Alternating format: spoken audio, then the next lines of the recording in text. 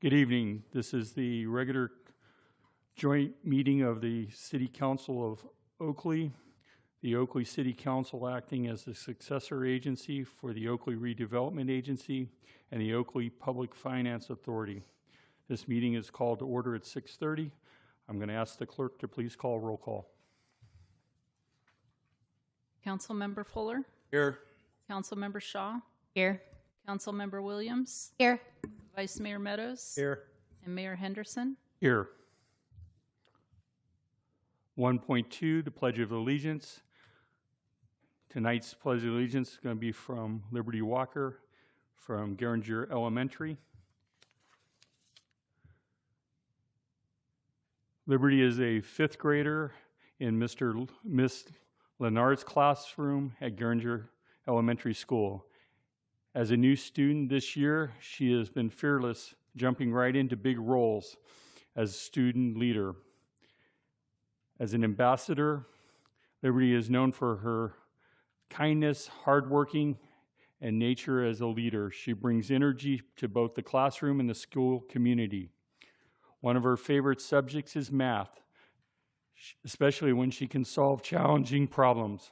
Outside of school, Liberty enjoys the color blue, practicing the flute for the fifth grade band, playing flag football, riding her scooter in Parkland's neighborhood, playing in City Park of Oakley. She is especially proud of the ambassador program, where she future hopes to be a political leader, teacher, or a doctor.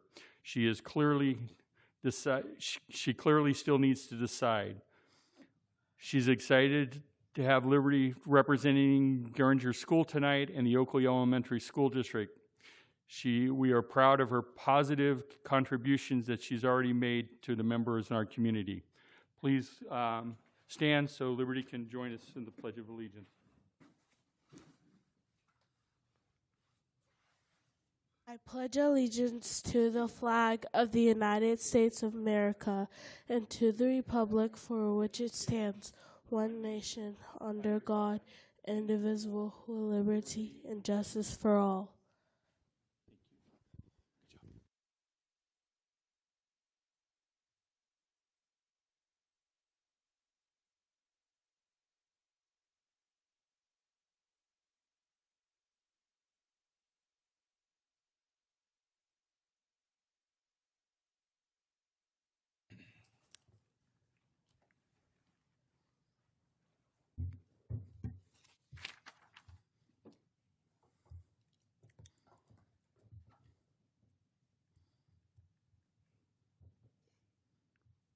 Item 1.2, we're going to request that Chief Muir come up and introduce our newest lieutenant.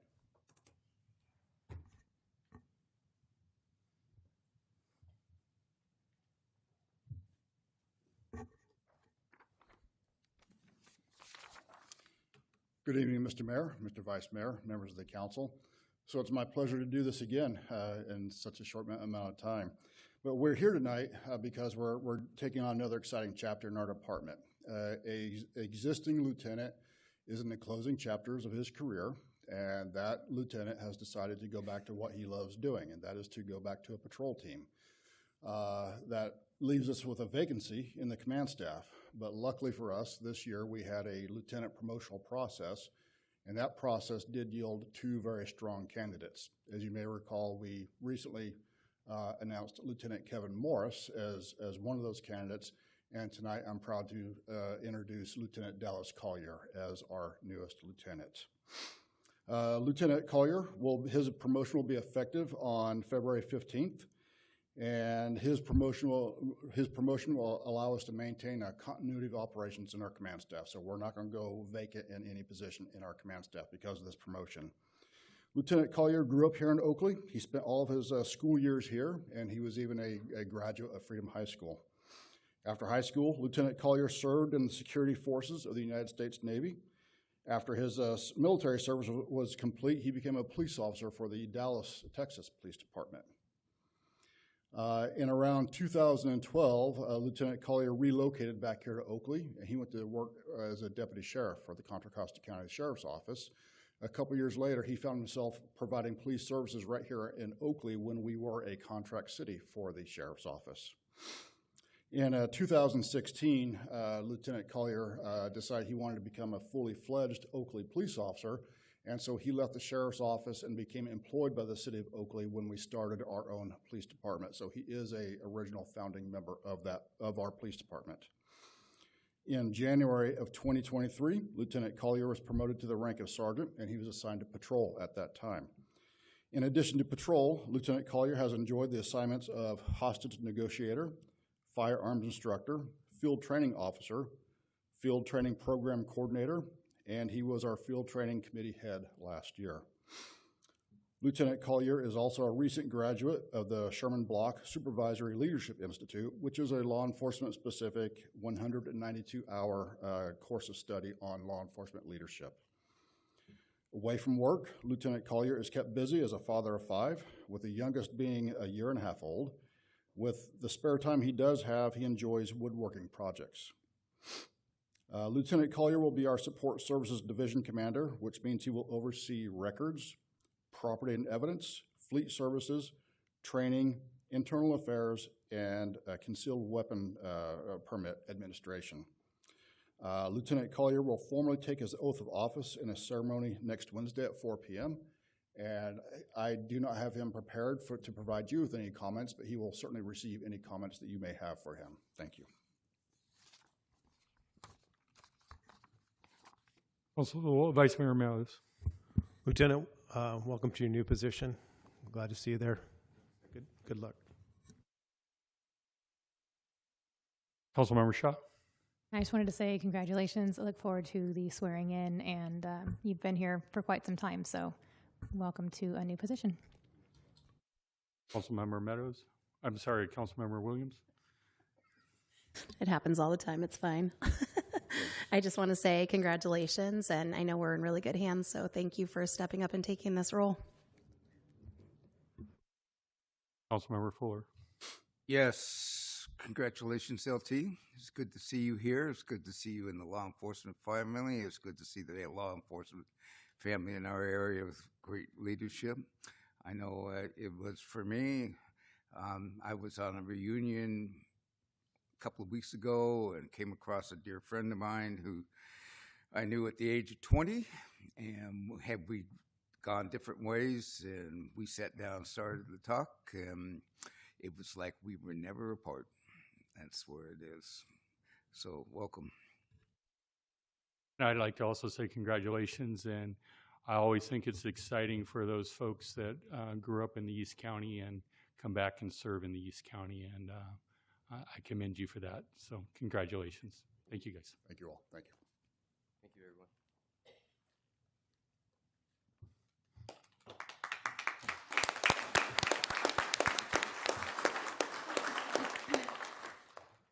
Item 1.3, tonight we get to recognize Francisca, and I'm not going to mess up your last name, the winner of Tri-Delta Art Contest.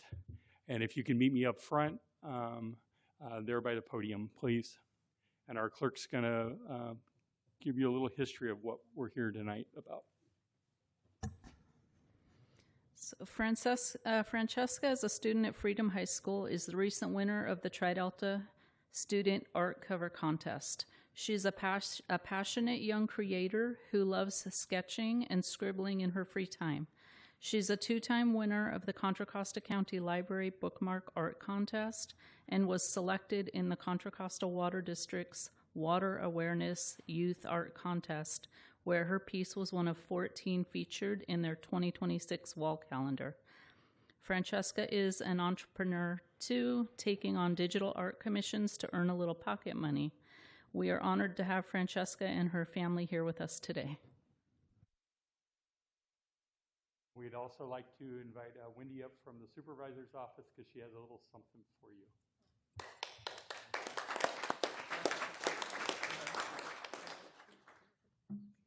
Good evening, Mr. Mayor and council members. My name is Wendy, and I am the newest district field representative for Supervisor Diane Burgess, and I have the honor of coming here tonight to present a proclamation from on her behalf. And it reads, Supervisor Diane Burgess hereby congratulates Francesca, is it Francesca? Aljero upon winning Tri-Delta Transit Student Cover Art Contest. Your exceptional creativity and achievements as an artist and entrepreneur are inspiring. May your pursuit of the arts and service to our community continue to flourish and inspire others. Presented today, the 10th of February 2026.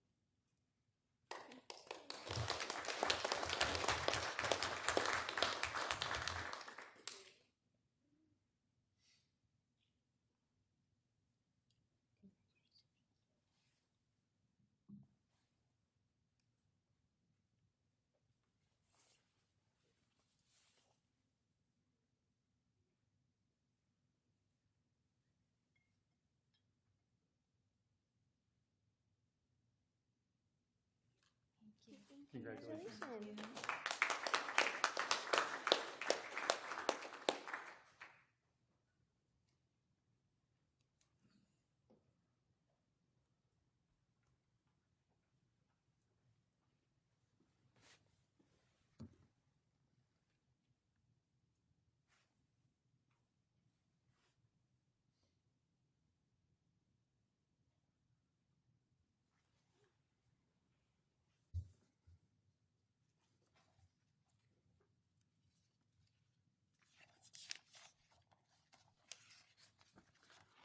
Now we'll move to item 1.5, the State of Contra Costa Community College District presentation.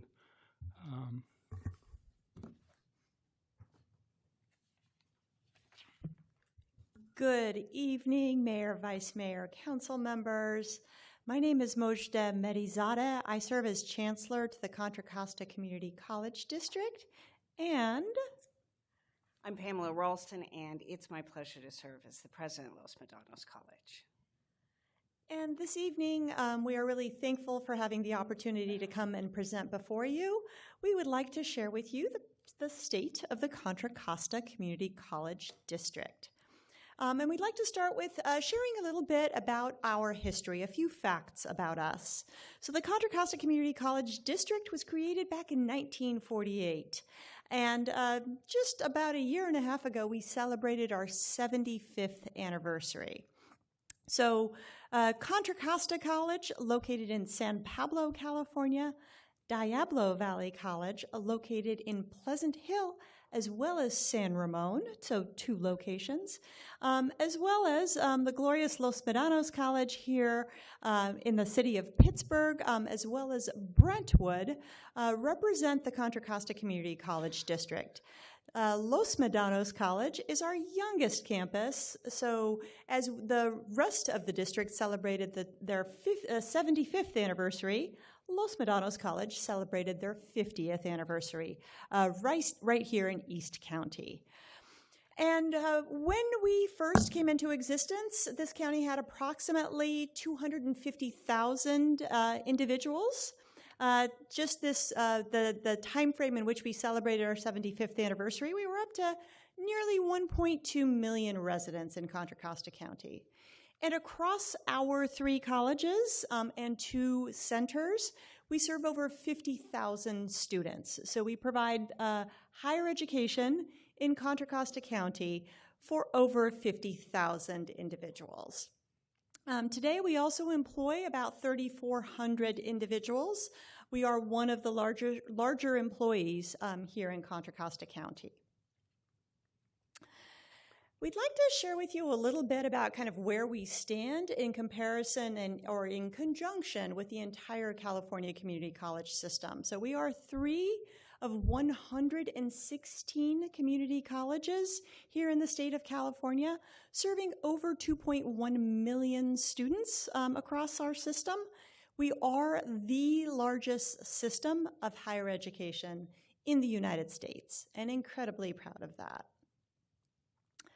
And we are governed by 5 extraordinary members that are elected by our community. So tonight before us, we have Mr. Fernando Sandoval, who is our trustee representing actually East County. And you can see as it relates on our map there, he represents Ward 5. Trustee Sandoval has been with us for 7 years, I want to say, on the board, and has been an incredible community connector. He is also a veteran and has just been a deep representative of ensuring that our veterans continue to have opportunities to thrive within higher education in Contra Costa County. We also have a student trustee elected annually across our 3 colleges. This year, our student trustee comes from Contra Costa College. She is a middle college high school student, which is actually a high school that is on the Contra Costa College campus. This May, when she graduates from high school, she will have also earned her associate's degree. So she will have completed her first 2 years of college as she walks the stage to obtain her high school diploma as well.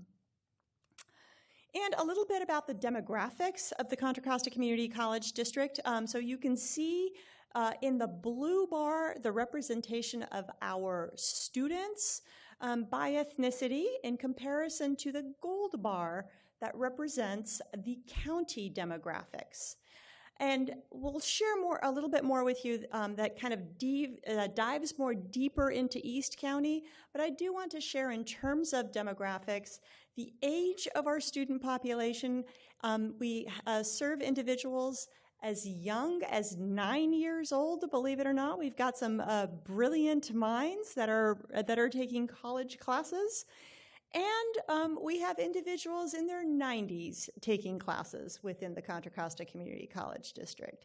And again, really, really proud that we are here to serve all. I'm going to turn it over to Dr. Ralston to provide a little bit more details about mostly East County and a little bit beyond that. Great. So if we move a little closer to home, when we think about who we're serving in East Contra Costa County, we are a Hispanic serving institution recognized for over 20 years by the federal government with that designation. We've also been recognized as a minority serving institution. And this December, we were recognized in the state of California in the inaugural cohort of Black serving institutions. We're really excited to be part of building out that program.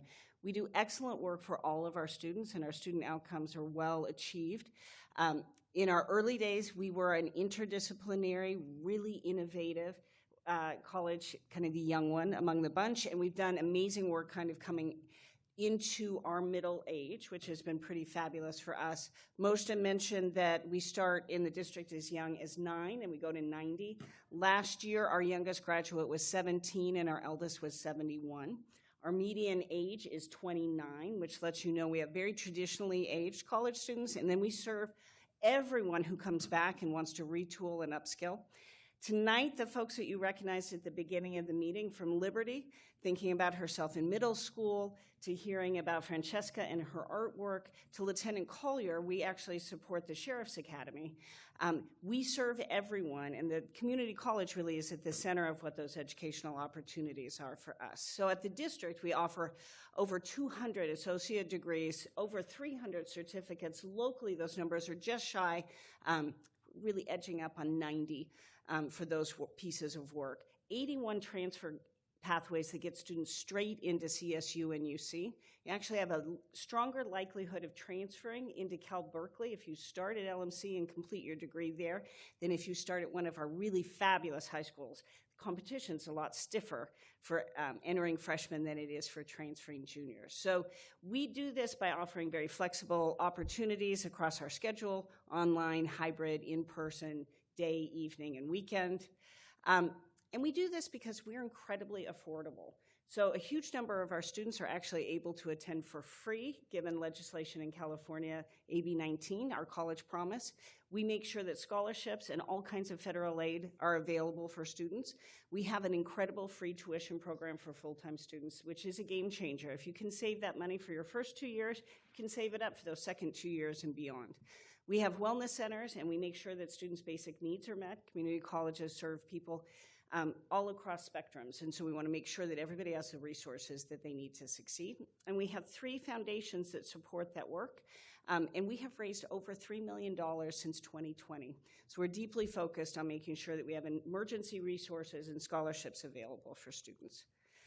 This is kind of a graphic image of what it is we manage to do across this entire county. So as a single county district, we function in a lot of different ways. We're working with workforce investment boards. We're working with folks who are coming out of the social safety net and into education. We are doing dual enrollment, making sure that students have access to college in their high school and some of their middle school years, as well as making sure that people all across their career timeline are able to be skill building and doing career advancement.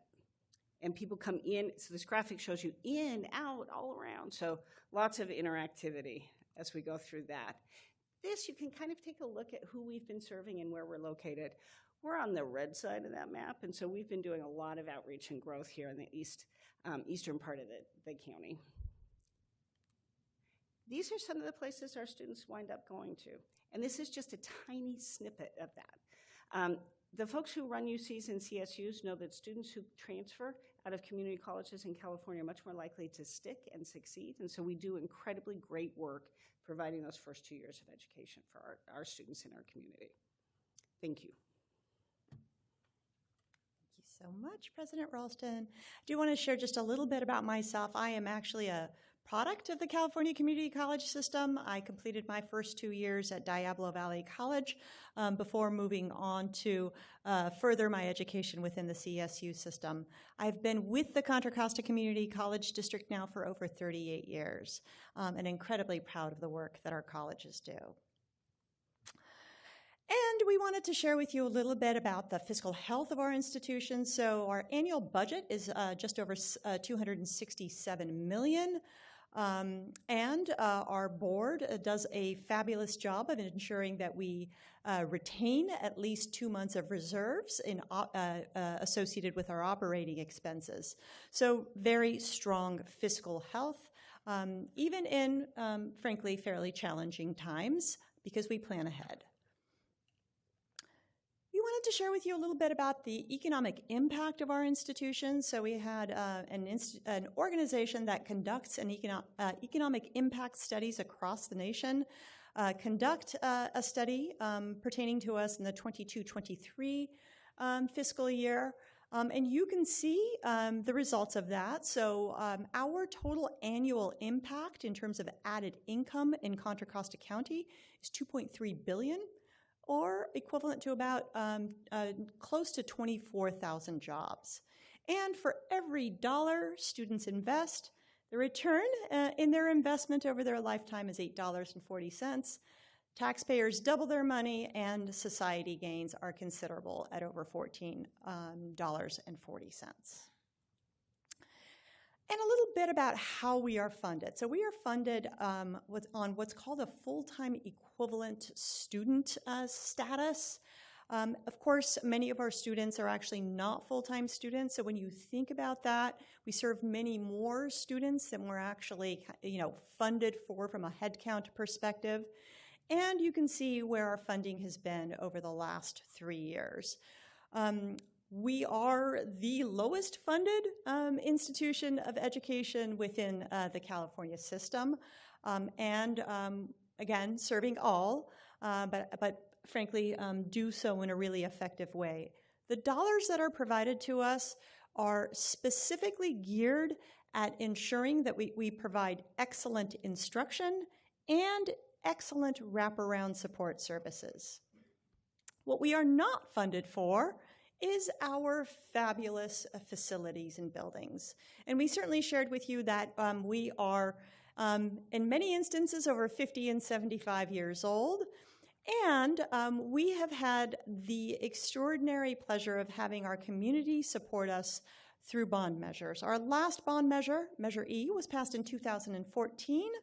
And it was a $450 million bond. And we are over 90% spent on that particular bond. I will share with you what you're seeing there is a lovely photo of one of our facilities. The most recent one is actually the Brentwood campus that opened in the year 2020 thanks to our taxpayer investments. And we continue to have aging facilities and needs. And this is just a photo of one of the spaces at Los Medanos College that provides career education in our automotive program, and certainly can use some love and support. And so what we wanted to share with you is that this past month, our governing board passed a resolution in order to put a $900 million bond on the June 2026 ballot. And you can see where we expect those investments to go into. For your information, the $920 million bond amounts to approximately $10 per $100,000 assessed value of the home prices. So just wanted to give you kind of that relevant factual piece of information. And with that, I'd like to open it up to any questions or comments that you may have. Any council members with questions? Councilmember Fuller. Yes, for Dr. Ralston, how many disabled students do you are classified as disabled at LMC, and what is the percentage? Good question. It's an excellent question, Councilmember Fuller, and I don't know that number off the top of my head. I can provide that back to you, but I can give you a little bit of information about how we work with our students who are disabled. We have a program called Disabled Students Programs and Services, entirely designed to make sure that students have as much access as possible to the work that we do on the campus, highly supported. We couple state funding with local funding to make sure services are well prepared, and we serve students across the board. Do you take any demographic data regarding disabled students? We do. I didn't bring that with me. Okay. We absolutely have information about the numbers of students we serve, frankly, the types of support services that are provided, that kind of all of the touch points associated with our students that identify as disabled. We have information about their success rates. All of that is available, and we're happy to provide it. That would be nice. And congratulations, Chancellor, on your recent appointment. Thank you. Yeah. Thank you. Thank you. Councilmember Williams. I know high school students now get automatic enrollment. Have we seen any numbers, or will this be the first graduation that it is impacted? So you're talking about the automatic enrollment change to the CSU? Didn't we do it for Contra Costa for our schools too, I thought? Yes, we are notifying all students that they're eligible to come to us. And so I know that that's been a particular interest point. A reminder, community colleges are open door institution. All students who apply are accepted. We support everyone, which when you see our outcomes and they're so fabulous, tends to remind you of what all we're capable of doing. Awesome, thank you. Thank you. And can I just share, Councilmember Williams, we actually are preparing to send out letters to every single student indicating that, yes, they are accepted at our college. Perfect. Thank you for that. Perfect. I do appreciate that. That was what I was hoping. Yeah. Awesome. Thank you. Thank you for your presentation tonight. Thank you very much for having us. Appreciate you very much. Have a great evening. We'll move to item 2, public comment. At this time, public comment will be heard for items that are not on the agenda. I have 5, total of 6 that came in online and 2 speaker cards before me. If you wish to speak, please fill out a blue speaker card located in the lobby and submit it to the city clerk. The time limit will be 3 minutes. There will be a monitor in front of the mayor's seat. At 1 minute, the timer will beep, and you'll have 1 minute until the time expires. Please refrain from cheering, booing, or outbursts so everybody can have the opportunity to be heard. Note, due to provisions in state law, the council may not engage in dialogue regarding comments. Staff may be directed to respond to the person making the comments.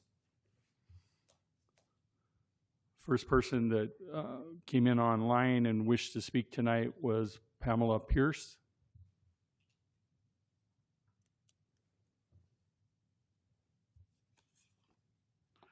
Annette Keel.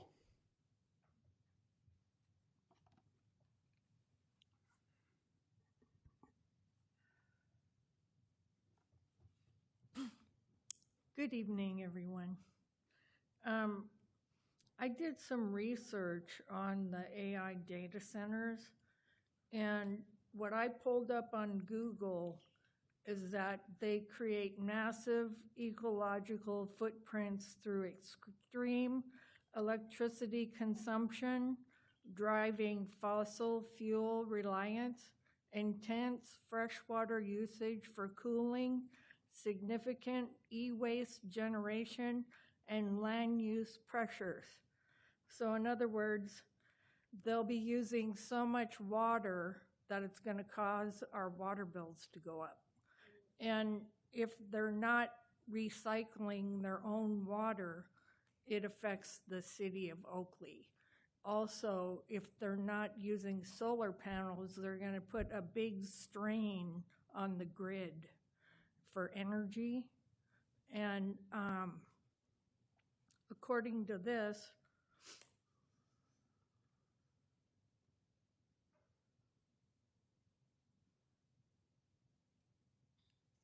excuse me, the grid strain is going to be 6 to 8% by 26 to 2030. Fossil fuel reliance, much of this energy comes from fossil fuels, contributing heavily to greenhouse gases. Data centers require massive amounts of fresh water. Consumption metrics, a 100 megawatt data center can consume 2 million liters of water daily.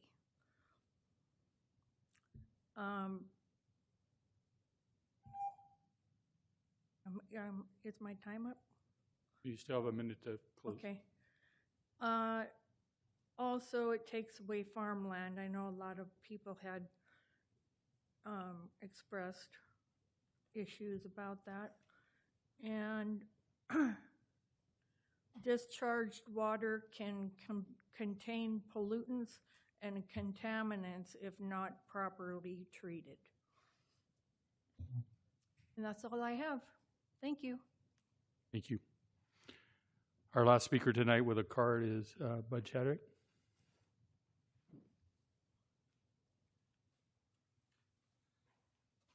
Yeah, hello, Council. Thank you for having us up here. It's the UCs. My wife's a product of it. I worked this morning with a bunch of UC Davis students on fisheries in our creek this morning, and had some lengthy talks with them in the morning. I was there at like 8 o'clock talking to them and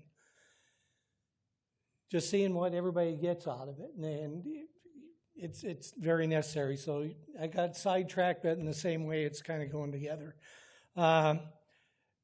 Anyways, again, on the AI centers and the water and whatnot, I'm just concerned. I want you to open your hearts to the thoughts of what it's going to take and what it can do. The heating of it. And today we were up by the Brentwood wastewater treatment plant doing some of our stuff. Temperatures were up. I mean, the water that was coming out of there wasn't the right ambient temperature that should have been released in my feelings. In other words, it's warm, where it should be cool for the salmon, or any spawning fish and whatnot. That's just my concerns, and we were talking about that sitting there. And the younger people I was engaged with today were talking about the heat and AI too. We had a long discussion about that. They're much more informed than I am, And it's very interesting that they got the heartbeat of this thing, and they're not too happy about it. So that just shows our youth is out there, and I'm encouraged every day I get to work with some younger people that know a lot more about certain things that way than I do. And we both kind of feed off each other and teach one another about what we know. I have some practical knowledge that I share with them, and they give me some of the scientific knowledge, which was a lot today. So to me, that was, the schooling is very well rewarded for what it gives back to society from what I see that way. So yeah, the other thing I could add is they did a bug survey today there, and there were some healthier types of bugs that were there that normally wouldn't be in the kind of water that's there, which means that it's good up to this point. And things that feed, smaller fish and other birds and whatnot, especially fly-catching birds. So that was kind of encouraging. They took some of the samples and showed me and explained the necessity for that for a healthy ecosystem. And also that's why we got on the water thing when you saw the water just steaming out of the wastewater plant. So it was like an eye-opener. But again, I want to thank you for your time. That's the last of our public speakers. We'll move to item 3, council members' comments. Reminder, council members also have 3 minutes to speak. Any council members who wish to speak tonight? Councilmember Fuller. Yes, thank you. Right now, I want to say my congratulations to Mr. Rouhani. For some reason, I don't think he'll be retired, but he won't be here in City Hall, and I wanted to recognize that. With it went Ms. Pierce. I really like your comments and your research you've done, and Mr. Chaddick, you've also been there. In my perception, what's happening in City Hall is it's gone to secret mode. I think we all realize the impact of that with the Bridgehead project. They had one in the Planning Commission, not that one, but another one to discuss it with the community. That was nice, but it was a little late. In the same vein, you will see tonight on the calendar, on the agenda, that we're going to look again at the Bay Area News Group request for PRA, Public Records Access, to have go over the censure, which is moving on into a year. And the council is obviously not providing that document. They do believe that they are in a fascist manner, that they decide what goes and they decide who they can cut off. And I know I'm going through it.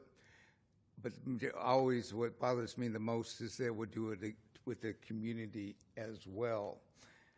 I will have more to say as the night goes on, but I wanted to bring that to your attention to realize that that issue has not died. It is still very much alive, and the newspapers are still very interested, as is the public, of what happened on that. They gave them the authority to basically sever me from the council.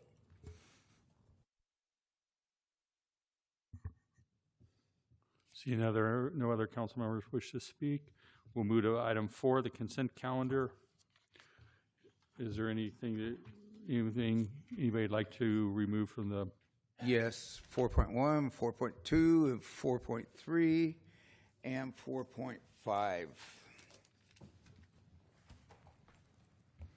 Move 4.4. Second. Roll call vote, please, for 4.4. Councilmember Fuller, On the remainder, aye. Councilmember Shaw, Yes. Councilmember Williams, Yes. Vice Mayor Meadows, Yes. Mayor Henderson. Yes. The remainder passes 5-0. Item 4.1. Councilmember Fuller. Yes, this is the same one. I still not believe our notes are adequate. It's what I've said about just recently, just a couple of minutes ago, about being secret and not being open. Yes, they're going to bring up, I voted aye on the opportunity to see if it works. It doesn't. And I will vote no on it. Councilmember Meadows. Councilmember Fuller's correct. He did vote aye on it. He approved these set of minutes the way we're doing them. So I don't know what his problem is with them. I move approval of 4.1. Second. We have a first and a second. Call for the clerk for a vote. Councilmember Fuller, No. Councilmember Shaw, Yes. Councilmember Williams, Yes. Vice Mayor Meadows, Yes. Mayor Henderson. Yes. The motion passes 4-1. 4.2, Councilmember Fuller. Yes, this, I was talking with Mr. Cole as he came in. This is what I would like to continue to see on the minutes, his memo. His memo is quite accurate. His motion to by who and what it was seconded on, and what was approved.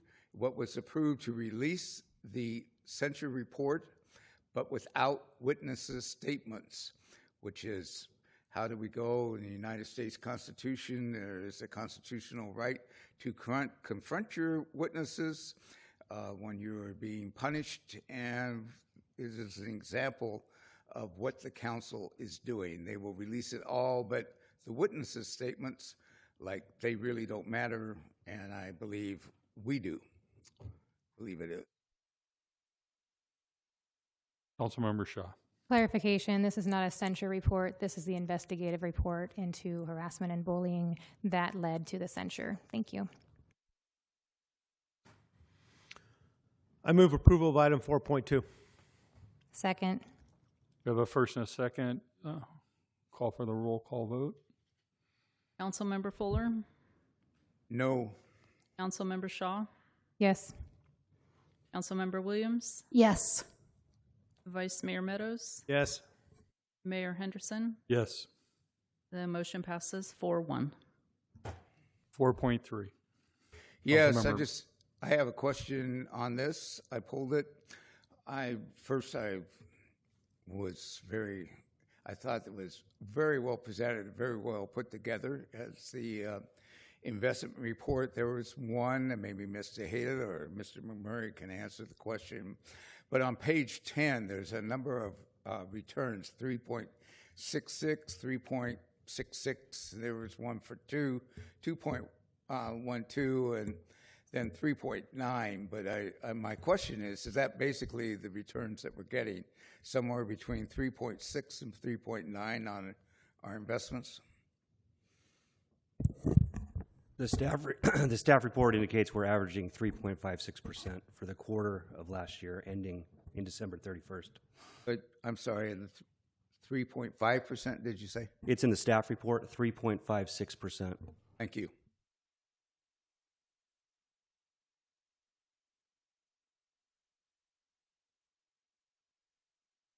If there's any, Move approval. Second. we have a first and a second. Call for the roll call vote. Councilmember Fuller, Aye. Councilmember Shaw, Yes. Councilmember Williams, Yes. Vice Mayor Meadows, Yes. Mayor Henderson. Yes. Motion passes 5-0. 4.5, Councilmember Fuller. Yes, I was opposed to the operation of leasing out land, I believe 4 years ago on Jersey Road, and what it is, and I do believe it's excess property. I think it would be better served if we sold it and put it how can I say, put it back in use to some other purpose, more productive. We're not really getting market rate out there, and I've heard all sorts of things. Yes, the people who lease it are taking care of it and such, but I just think it's time to sell it as excess property.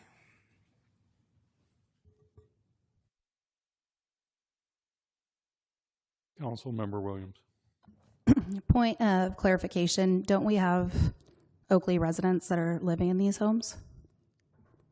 Yeah, for clarification, for the council's sake and for the public's sake, this property is actually outside of the city limits of the city. It's located in unincorporated county. Yes, we do lease out the 3 homes to 3 different individuals, and most of them have been in the property for a number of years, if not decades. Okay, so this is their home. This is like where they live. Correct. Okay, just wondering. I move approval. I have another speaker first. Sorry. Councilmember Fuller. Yes. Yes, thank you. Just one more question, quick. If it's outside the city limits, I think it would be best if we sold it, took it out from under our purview, and scheduled that money that's out there being held in the land into the library or something more pertinent such as that, but especially the library. I don't know the value, but if we don't own it, I don't know why we're leasing it. We can sell it and profit from it, I would hope, and put the money in the library fund. So I will vote no. Second. So we have a first and a second. Call for the roll call vote. Councilmember Fuller, No. Councilmember Shaw, Yes. Councilmember Williams, Yes. Vice Mayor Meadows, Yes. Mayor Henderson. Yes. The motion passes 4-1. Item 5, public hearings. We have none tonight. Item 6, regular calendar. 6.1, adopt a resolution approving the financial 2025-26 mid-year budget review, adopt its recommendations as revised in the fiscal operating and capital budgets, and presenting this to us tonight will be our Administrative Services Director, Jerry Tejada. Good evening, Mayor, Vice Mayor, members of the council. Tonight we come to you with a mid-year budget review. So the state of the budget currently, the review was from July 1st, 2025 to December 31st, 2025. Our general fund revenues and expenditures are expected to come in within the budget at the year end. Other funds remain on target with the exception of just a few. And development is slow, and those impact fee revenues are expected to come in under budget in the current fiscal year. So we'll talk about general fund. It's anticipated to come in slightly over budget in our property tax in lieu, and our interest income. We're still, growing rapidly in the city, so our property tax is growing, not quite as much as it grew a few years ago, but still coming in higher than most cities. And our property tax in lieu usually follows suit to whatever's happening in property taxes. And then our interest income, as you saw in the investment reports, we're still accruing a significant amount of interest. That is a budget item that we tend to be very conservative on when we budget until we know what's actually happening in the market. So interest income is coming in above what we anticipate. Coming in under budget, franchise fees. So our franchise fees in the cable area continue to decline. And our impact admin fees continue to decline. That it comes from impact fees. So when we're not receiving impact fees, we're not getting an administration fee. And our sales tax is continuing to struggle. I do expect that number turns around a little bit next quarter. Safeway is open. We did anticipate in the budget that the gas station would also be open. So we do expect that it will come in under budget since the gas station is not quite open yet. Budget remains balanced without relying on any one-time revenues. And again, overall revenue and expenditures are expected to come in at or near the original budget. So currently, our budgeted revenues are about 42%. You would expect that to be about 50 this time of year. It is just a little low. Many of our quarterly payments that we receive don't come in until the end of January. So this report is through December 31st. But I do anticipate that will come in and they will be on target. And then our expenditures are at 52%, so right where they need to be about this time of year. So our general fund mid-year requests that we just have a few expenditures. We're not asking to amend any revenues this year. Although some are coming in high and some are coming in low, we expect that to be fairly neutral at the end of the year. But we are asking for a few things at the mid-year. Allocate $200,000 from the available general fund balance to fund a vehicle for our Public Works Department. The vehicle would be a new bucket truck, which would allow for more things to be completed in-house without the need to contract those things out for a third party. Simple things like changing a light bulb in a street light, things we can't do right now because it's not safe. We don't have the proper equipment. A very small ask, but an important one, allocate $3,000 from fund balance to fund additional contract hours with Working Wonders. We've been in front of you a few times to talk about Working Wonders and the tremendous partnership that we have with them. And we would like to be able to complete our contract through the end of the year, and we're running out of budget. We had originally budgeted $3,000. We're asking for an additional $3,000 so that we can continue that partnership. And then a transfer out of our general fund capital reserves of $1.5 million, and that would be for the library and community center project. So we're going to get into questions in a little bit, and we can provide some more information there. Our other funds, impact fees, as I mentioned, are expected to end the year under the original budget. Development, the first half of the year has been slow. And even with the decline in revenue, though, we are able to fund all of our current allocated projects. So we don't need to, I know a few years back we had to move some money around in order and unfund some projects. So we're not in that situation. We are just coming in a little lower than anticipated. Our stormwater expenditures continue to exceed revenue. Staff is working on this. It is part of our budget review that we're looking at for the 26-27 budget. And we're trying to find other funding sources that could help offset some of the expenditure costs in that fund so that we can minimize the reliance on the general fund. And then our lighting and landscape funds continue to utilize fund balance as expenditures exceed revenue in many of the funds provided. And we have our budget retreat coming up here in April, and staff's going to bring a comprehensive report to the council at that time with recommendations for the future.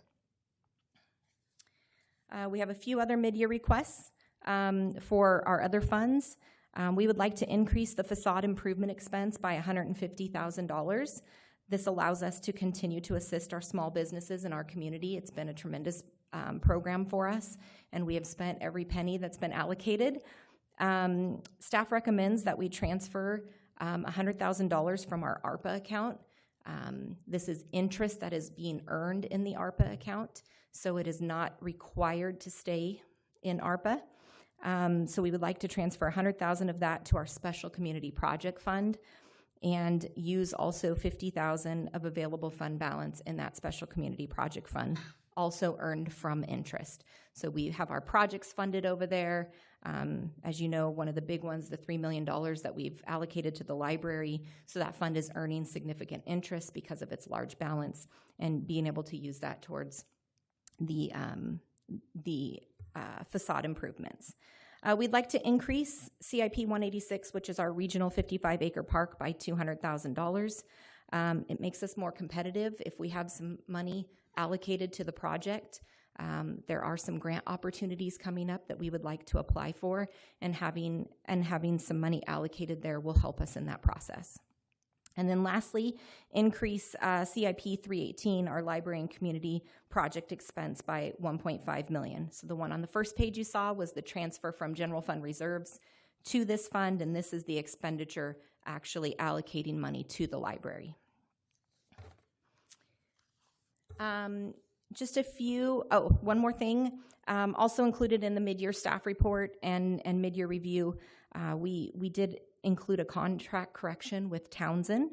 Back in August of 2024, the council adopted a resolution that was for an 18-month term and a not to exceed of $117,000.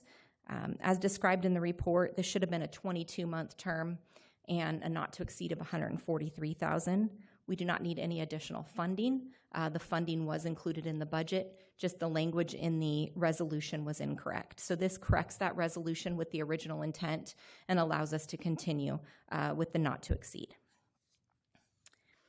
And then we have our budget schedule as just a reminder to everybody, but the big date on there is April 23rd. We will do our budget retreat as similar to we did last year. It was our first one last year. This will be our second one, and staff has a lot of information to provide you at that budget retreat. And then a small correction, the staff report. As you can see up here, we needed to, it said, and amend the salary schedule. It should have said, and amend the Townsend contract. And then the incorrect resolution was attached to the report. My apologies. So you have the corrected one in front of you. So with that, staff recommends adopting a resolution approving the fiscal year mid-year budget as revised and adopt the resolution to amend the Townsend contract. And with that, I am available, as well as the city manager, for any questions you may have. Questions for staff? Councilmember Fuller. Yes, in reading 6.2, it says that the 1.5 million, if that was approved, would be approved in this mid-year budget. Did I misread that, or? The 1.5 is in the mid-year budget, and that is associated with 6.2. I'll have more to say during discussion. Any other questions to staff? Councilmember Williams. So you said that we're generating a significant amount of interest in our ARPA account, and that's how we're hopefully going to be able to fund those. I know they made a big difference. I won't put you on the spot to give us the number of businesses it's helped, but I know just, okay, perfect, great. I will put you on the spot. I think that was in then. the report. 13, it's helped 13 businesses. Great. And the 150,000 would be additional 3 businesses. Great, amazing. So do we already have those kind of identified because they all put in their paperwork? We do not, and the 13 are completed projects. We have 3 more that are committed. Got it. That will expend the original allocation. We do not have 3 in the pipeline committed, but we have talked to several business owners, specifically in the downtown. That continues to be the focus, and we're confident we're going to be able to find projects to use that allocation if so approved tonight. Yeah, I don't think that will be hard to do for sure. Do we, and again, we can talk about this more at the budget, but I know I've asked for this to sort of be an evergreen fund. Is there a way that we can figure out ways that some of our accounts that are earning interest that we can sort of allocate some stuff to this? Again, it's probably not mid-year, it's a budget question, but just to put all in our heads that we're moving forward with that, trying to think about that, because I know they make a big difference. Yeah, I think at mid-year, we'll have a better idea of where, that second quarter interest is coming in at.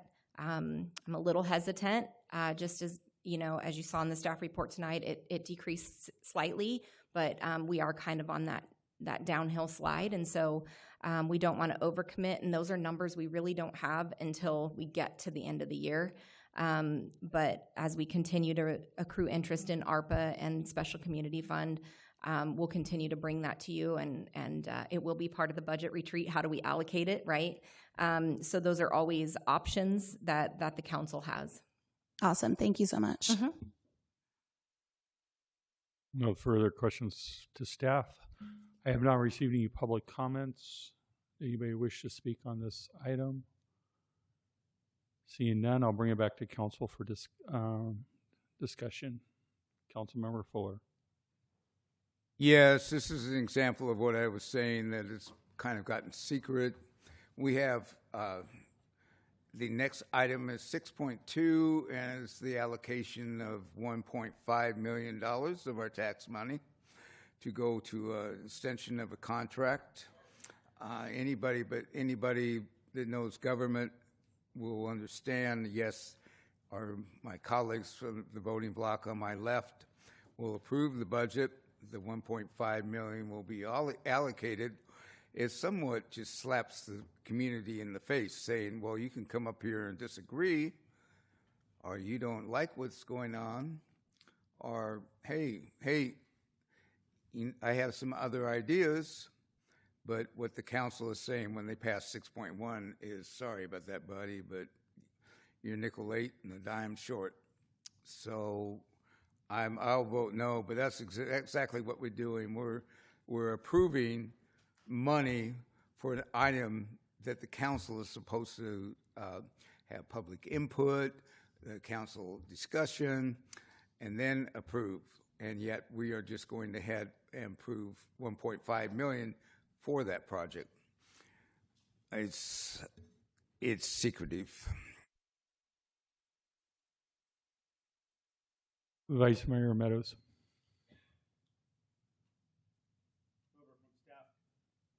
Whoever from staff can answer this, but was this agenda published to the public? Yes, just like every other agenda. So it wasn't like hidden or anything, right? The public had opportunity to review it, just like everything else we do? Correct. That's what I thought. Maybe one person can't find it, but it's all there. I mean, if the public really had an issue, they'd probably be out.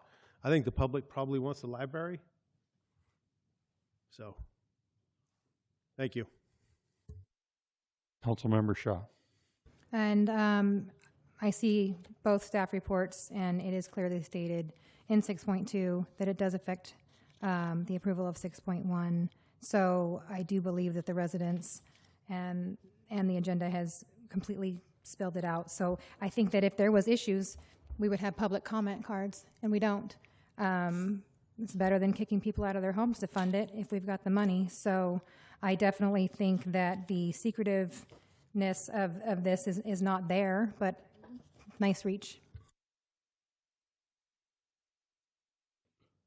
Councilmember Williams.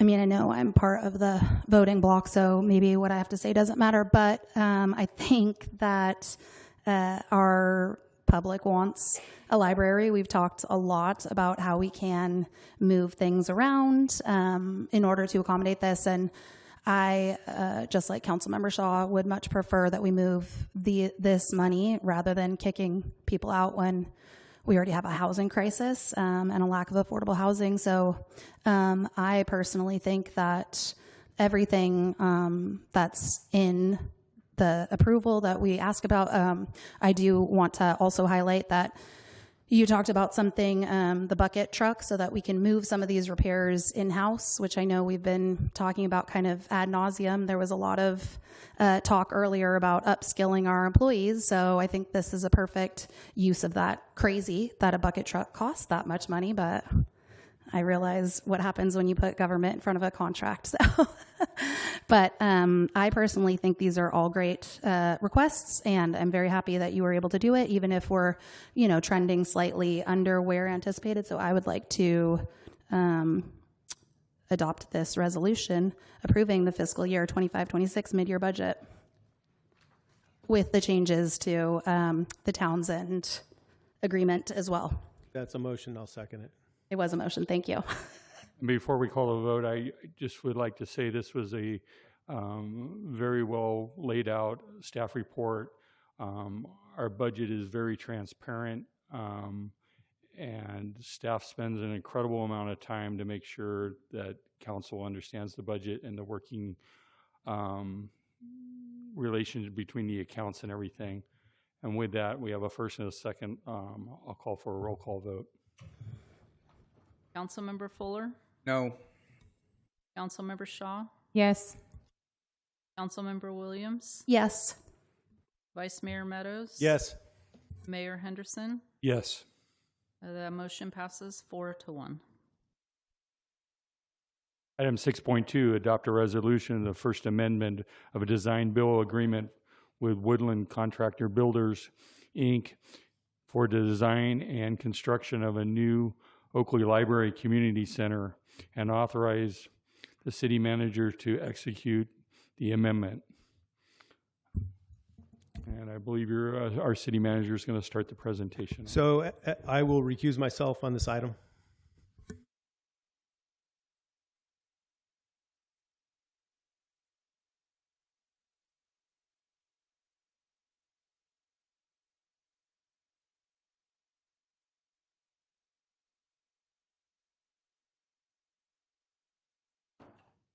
All right, good evening, Mr. Mayor, members of the City Council, and members of the public.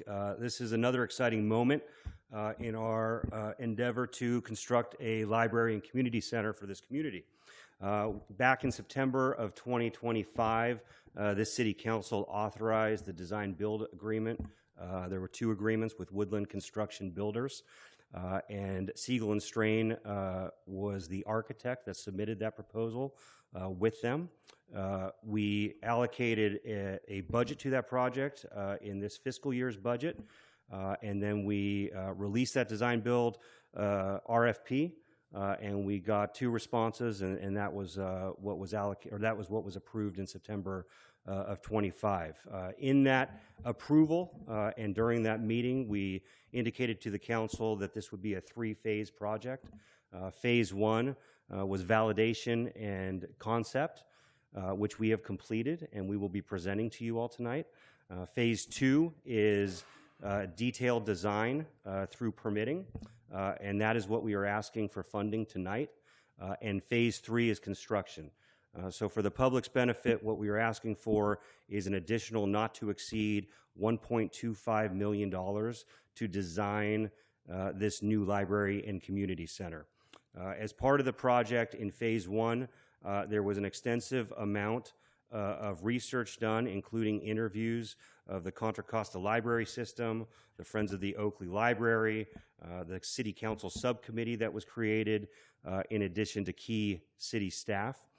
As a result of the stakeholder meeting, specifically with the Contra Costa County Library System, Siegel and Strain has developed a spatial program, and it discusses the project at a conceptual level, but gives quite amount of detail as to what we are trying to achieve with this project.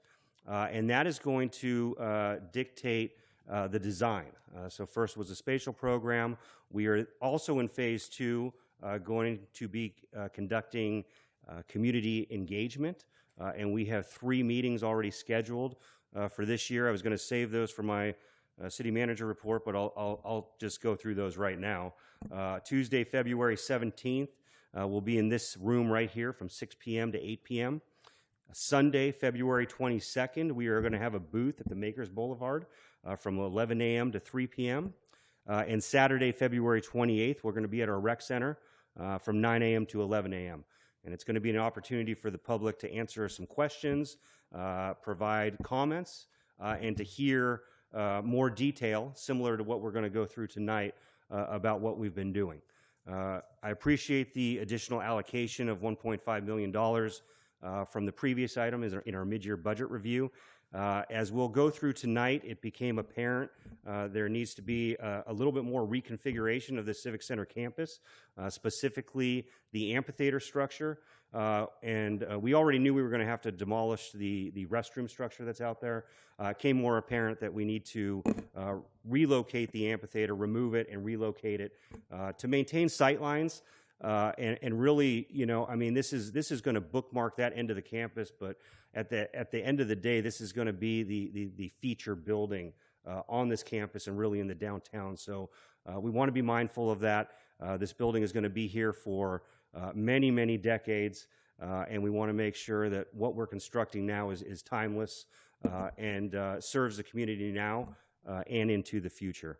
I also wanted to point out before we get to the PowerPoint, we do note in the staff report that then Mayor Shaw asked for us to look at the Phase 1 allocation, which was just about $250,000, to see if we could find funding for that from somewhere else to preserve as much money to construct the building as possible. We note that we still are keeping that in the back of our mind. I feel confident we're going to be able to do that. I just don't want to commit to where that funding is coming from. As you heard a little bit ago, our investment, our interest on investments is coming in a little lower. So we want to see where that shakes out. There are a few other funding sources that we could tap into, but that is in the back of our mind. So with that, as part of this presentation, I'd like to bring up Susie with Siegel and Strain Architects to go through the great work that they've done along with Woodland, and Woodland's here as well to answer any questions about the scope or the fee. Again, that's a not to exceed $1.25 million. So thank you. Thank you, and good evening. We are thrilled to be here. I am Susie Marzola from Siegel and Strain Architects with Michael, who's over there from Siegel and Strain, and Curtis Barso, who is our sorry about that, who is our contractor for this project. As mentioned, we're actually thrilled to present the work we've done to date. It's been wonderful getting to know the community. It's been wonderful talking to the many people we have about this and understanding your aspirations and interest in this wonderful new potential landmark, which will be right next door. So let's see. Nope, that's not it.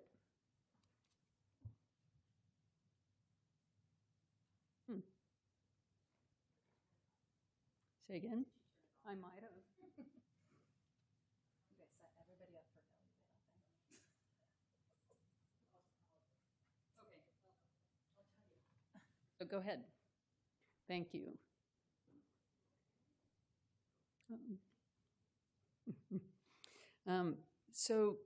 We had two primary pieces to the work we've done to date. One was the spatial program, which included project goals, and the other was the concept design. So as was just mentioned, we've had numerous meetings, informational interviews with up to 26 interviewees. We've had work sessions with the library. We've had numerous meetings with our core committee, which is representation by the city, and we've had review sessions with our great subcommittee. So first, I'm going to focus in on the spatial program. We first developed, as mentioned, a set of goals that were devised to reflect shared aspirations for Oakley's library and community center as a welcoming hub where residents of all ages and backgrounds can come together for connection and life enrichment. These goals envision a place that will serve as a centerpiece, as was just mentioned, of your downtown civic center, designed to embody Oakley's friendly character, which it is very much, supported by collaboration, lifelong learning, and smart development. These goals also envision indoor-outdoor connections, efficient spatial organization, cost-effective construction, and it's worth noting that cost is our biggest project driver here, and we're committed to bringing this project in on budget. And of course, sustainability, all integrated into a design that captures the essence of Delta living in a vibrant gathering place that promotes Oakley's promise as a young and growing city.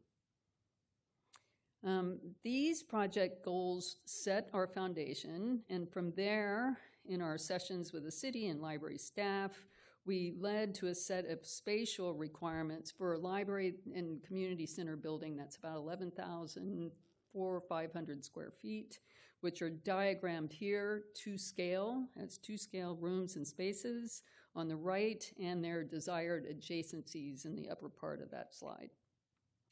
The library's major public spaces amount to about 5,400 square feet, which is approximately 2,400 square feet more than the total dedicated library space you have right now in your current library at Freedom High School. The proposed primary library spaces include the library's entry area that has the library's service desk, checkout stations, browsing displays, and laptop checkout kiosk, which we imagine the teens will be using a lot.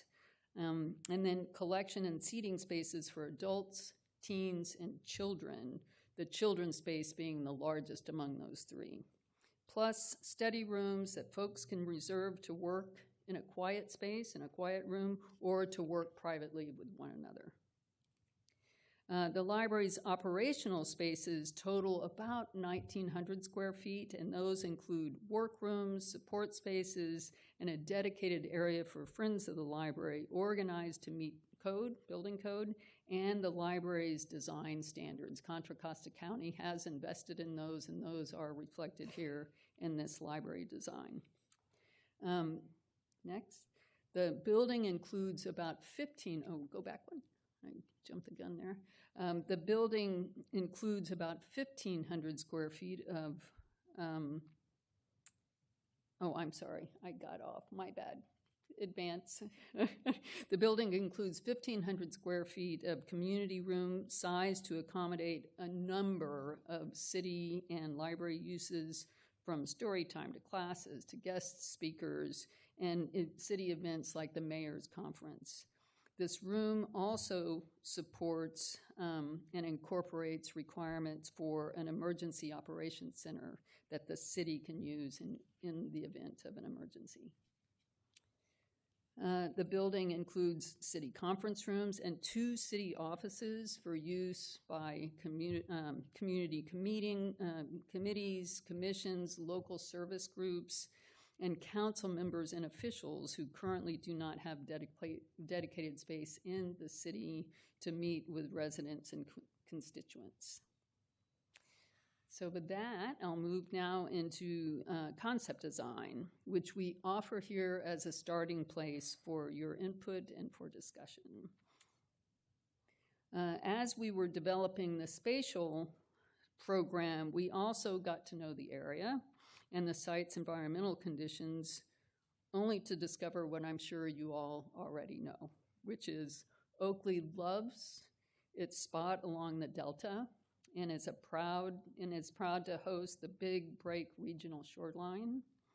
It's also hot and breezy here in the summer, and chilly and sometimes foggy in the winter, and that the site offers an excellent orientation with north-facing daylighting and indoor-outdoor connection, with a potential for a south-facing roof for sun control and on-site energy production. Next.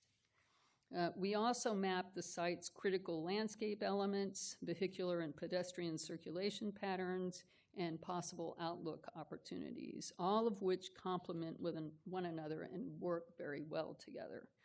There is that one existing element that was just mentioned by the city manager, which is the bandstand pavilion, and it, given its current position and orientation, kind of presents an obstacle to what we're trying to accomplish here, which is a great community landmark and destination in your downtown civic center area. So working with the city and the council subcommittee and others, we agreed that replacing that bandstand would exponentially improve the experience of the park and set this new building up for its greatest positive impact. It led to a concept design, which you see here, that maximizes the park frontage with a grand porch, what we're calling a grand porch, located across that existing central walkway from the new bandshell pavilion. The proposed parking and drive aisle in this approach is on the south side of the new building, and the future building expansion area is to the west of that proposed new building, between it and City Hall and facing that same central walkway. We imagine this concept, in this concept, a new pavilion that's designed to complement the library building and to reorient, to focus the park so that the sweep of the amphitheater could expand into a full semicircle, better integrating the picnic area that's on the east, the playground, and that currently underutilized open space that's facing Norcross. So as mentioned, many of those who we talked to during the programming effort expressed this strong desire for indoor-outdoor relationships between the park and the building and the incorporation of that sense of the delta. So our take on this for the building and the park is kind of a layered approach, if you will, which, like the delta's edge, transitions from the sense of openness out in the open water, which in our case is a grassy amphitheater, through a filtered edge along the walkway, which might include delta-inspired landscaping, a new pavilion, open-air pavilion, that civic porch, and light-filled reading spaces and community rooms that are tucked under and into that porch and experience.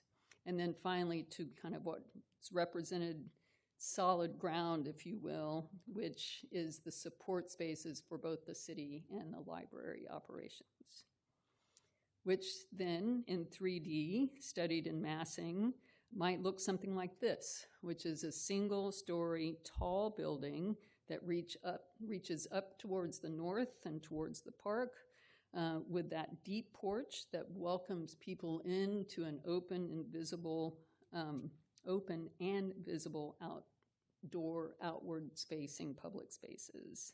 And so we offer this approach to the City Council and to the public, which in these conversations will start next week, as a starting place for discussion.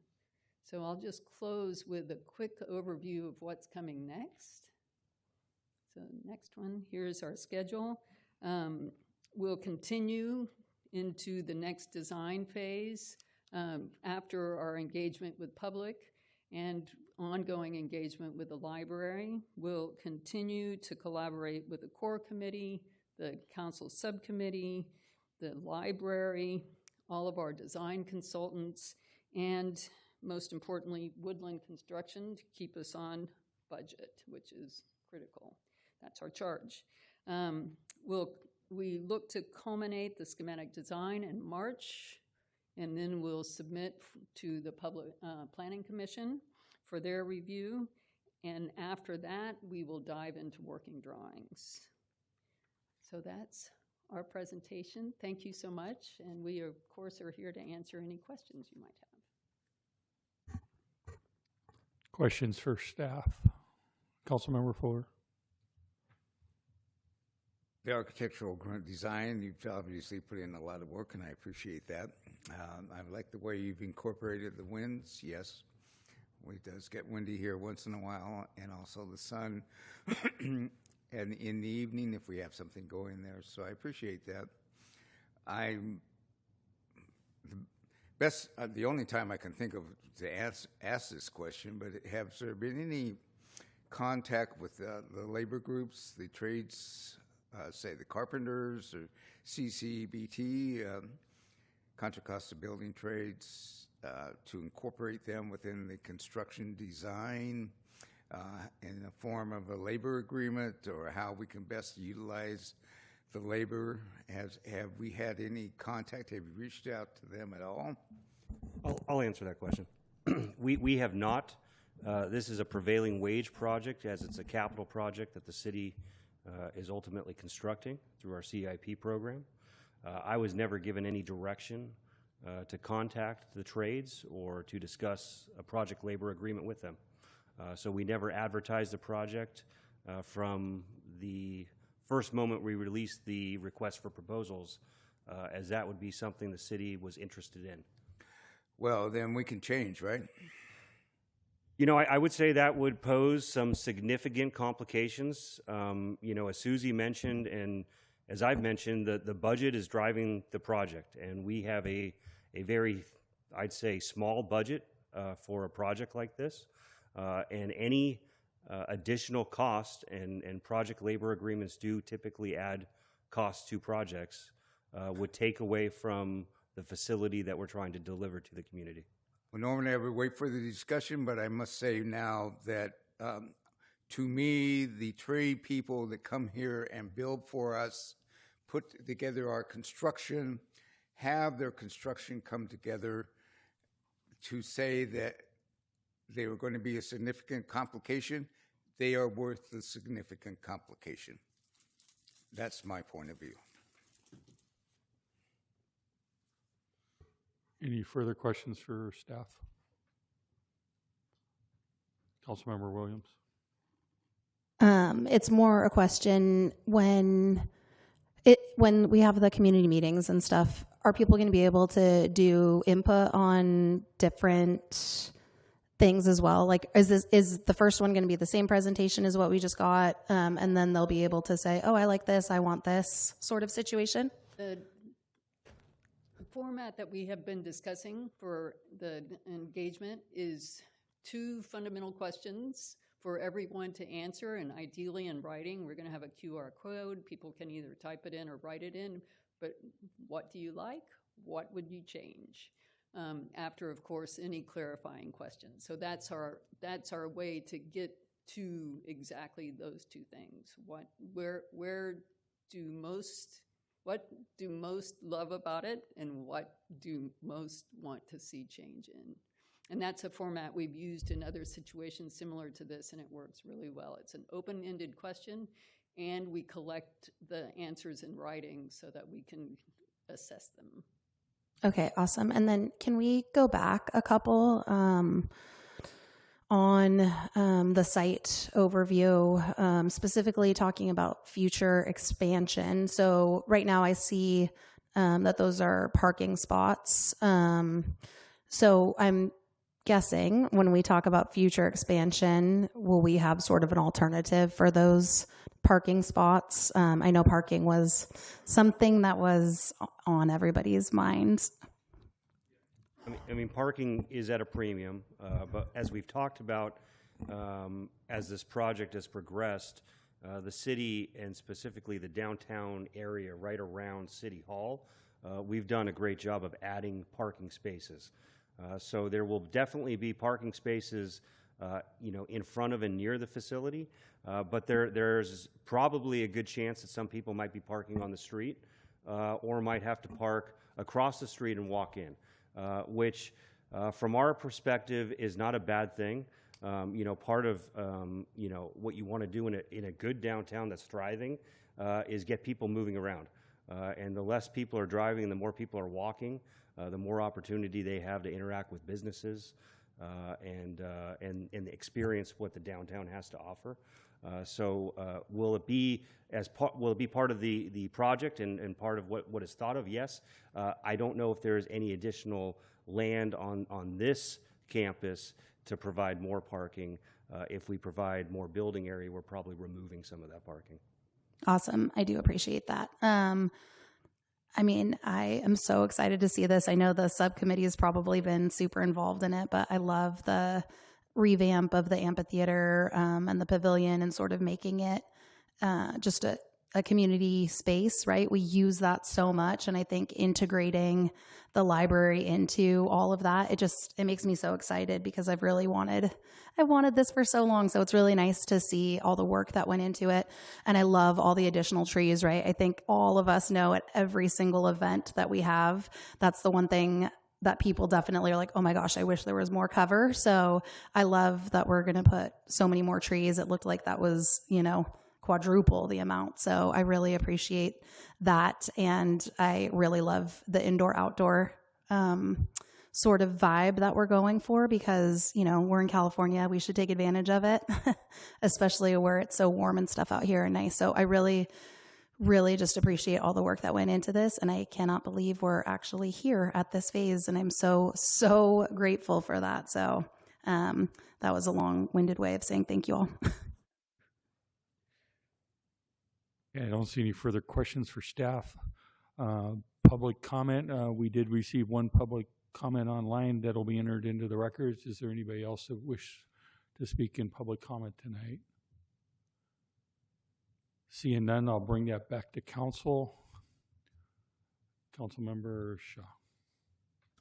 All right. So I've been along with this with you for some time now. So I really appreciate all the work and the thinking outside the box about moving the amphitheater. I think that was great. I know you presented to us all the tries that you did with it existing and already having to remove the bathroom. This isn't going to hurt. And I think it's going to create an even better event space. But I did want to reassure the council, because it didn't come up, but I know we did recently spend some money on the audio equipment outside, and that will get revamped into the new amphitheater. So it's not money lost. It's just one of the things that was brought up during one of our committee meetings, and I think that is great, because that's fairly new. But this is beautiful, and I'm super excited. So thank you. Councilmember Fuller. Yes, thank you for your work. I'm glad. This has been, I'm glad 12 years ago, I can say definitely I knew the community wanted the library. I'm glad my 4 colleagues have awoken to that and are now stating it. But my concern is that we are going forward. We have excess property we can sell. We're going forward. I don't hear about any grants going forward. Enrico Cinquini Park had a donation from the congressman, and there's other grants and things are going on. But I'm not hearing that coming across. One of the major concerns is the county is not here. And part of that is Mr. McMurray promised us that if we contributed to the destruction of the old sheriff's station and went in halvesies with the county, that we would get $40 million built up, and we would have 4 stories and 5 stories and lots of money coming in, and we would be able to expand the library and whatever, and obviously that didn't come about. But in that process, in the sales process, Supervisor Diane Burgess stood here and said, we're going to do it. We're the closest we can do. Well, they went in halvesies with us, then I think they ought to be coming out with more money, since we anticipated more money with that sale, with the destruction and sale, and it just hasn't materialized. So I think the county has to take some responsibility for that, and I'm not hearing we're reaching out to the county either. That's coming in here. It's a brilliant design that's coming about, but again, we're taking, 3,000 feet and moving it 3,000 feet, and then giving the community room, and I don't know how the community is going to go over with an EOC. They don't really know. I shouldn't say that. Many know what an EOC is, Emergency Operations Center, but what do they really want that entailed at the time that there's an emergency in the meantime in terms of the use of the library? How's that going to function together, that it comes together? But most importantly, and I'm 40% of the city of Oakley residents belong to a labor group, union, whatever you want to call it, trade group. 40%. I'm stymied with Mr. McMurray just saying, well, it's going to be an assumption from my part, it's going to cost more money if we reach out to labor. They're going to be put aside. They're going to interfere with the design. We're not going to get it together. There are people. They live here. They work in the trades. One got, with the wrong last name, and wasn't qualified, got kicked out of my position to even be the alternate. So to say we are leaving out 40% of our population as we build this library. So and then we reversed it. And they say, oh, well, it's in the public purview. Anybody want to come up and say that they're opposed to it, knowing that we've already approved, the 4 have already approved $1.5 million for to continue?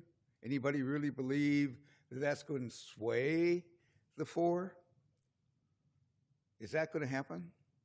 No, that's not going to happen. And then we have secret committees and no secret committees. It's just like I said, City Hall has gone down, you know, dive, low profile into the depths of the ocean and subterranean area. And we come up on the surface every once in a while, then we go back down again. You know, I'll guarantee you, if I ask anybody in this city hall for a further explanation, they will also remind me they can't talk to me, but they will start an investigation for Point of another order. census This is off report. topic. No. It's completely off They topic. will continue on. Excuse me. I have the chair. Yep, and I said point of order. No, it's not a point of order. They will tell me that they can't talk to me. They will then file a complaint and start an investigation on me to censure me one more time. So what's the public? I'm a council member. I'm an elected member. Okay, so we are talking about the library. Yeah, we're talking about it. So we're in a secret mode. This is not so about the I don't want to library. put $1.5 million into another secret mode. We need to delay this, get this all together, get this into the public, more open, in a more open area, and not pass until we have that in there and go through all the possible areas that we may be able to find more funds, including the area that we don't even own that we're now leasing property on. I don't know how we got that, but that's, you know, that would be good money coming into it. So I will vote no until we can get this together. Yes, we need a library. I am for a library, have been for a library. I think we're going to get a bigger library, and I think we have to slow it down and get to that process point. Councilmember Williams. Oh, so much misinformation in so little time. We were never told we were getting $40 million. That's probably getting confused with the cost of East Cypress Road, which is understandable how those two numbers could be mixed up. I know that we've gone out for lots and lots and lots of grants on this, and we can't force Congress or our state partners to pick this project as opposed to another project. So I think we should all have conversations about that. The library, it's interesting that PLA is coming up so close to when this was talked about, because we've talked about this library for 2+ years at least, and there was never a request for getting labor involved. So I have to defend our city manager on that because it was never brought up. So I think that's an interesting thing. And talking about how the colleagues have finally recognized that a library is an important asset to our community is rich, especially because I remember how I was going to raise taxes on day one from wanting to have a library. And look where we are. We haven't raised a single tax to get this. So also think it's important to point out that it's not 3,000 feet to 3,000 feet. 3,000 feet is our current library that includes all of the friends of the library. It includes all of the staff room. It includes every workspace that doesn't belong to us. So our new space will be over 5,000 feet, and then an additional 1,500 feet for office. Is it as big as we wanted it? Absolutely not. Luckily, there's future expansion here. And at some point, when we're spending $40 million on a road, we have to decide if public safety is more important than our want of a huge library. And we all made that tough decision several years ago. So also the transparency and all of that stuff, again, I think is really rich when we've been told that if it's important enough, people will come. So we have a lot of people who have fought for this library and want this library. So I am happy to move this resolution approving the First Amendment to the design build agreement with Woodland Construction Builders. Councilmember Shaw.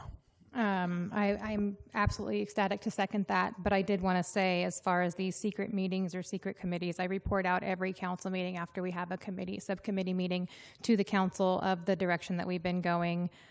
So no secret. We have a subcommittee because we have an urgency to get this moving as quickly as we can with making sure that we are getting the community involvement. So delay request is exactly why that subcommittee was created, so we can get this work done. We can have these engagement meetings. We can talk out some of the things that aren't going to work. The moving the pavilion, like I said, great, amazing. I'm just absolutely thrilled that became an option. And so those discussions are what make that happen. So secrets, no, but happy to second it. Really excited to see this move forward and looking forward to getting this done. Before we take your motions, I want my couple minutes to speak. This has been a project that's been worked on and talked about for this community for years. When we started this about a year and a half ago, we talked about funding and we talked about a size of a library that we dreamed about, and we were in that $28 million range. When we worked hard of finding grants and finding funding, and the Friends of the Oakley Library and other donations were made to this, we ended up coming with about $11.5 million. So we're living within our means without going out to the taxpayer and asking for additional taxes. But one of the things that was discussed, especially at the subcommittee level and from the dais here, was that we know this isn't a big enough library for us in the future, but we were going to build this library with future expansion available. So we've taken those steps in this conceptual drawing that you see here tonight. We've used the space to a point where it maximizes the best performance for the community in library services, some shared space, some city space. And we're increasing the use of the amphitheater and the park for the great events that we pull off here. There's been a lot of different groups talking to, but now we're getting in, as we go through the next phase, as this gets approved, there are 3 community spots for people to weigh in.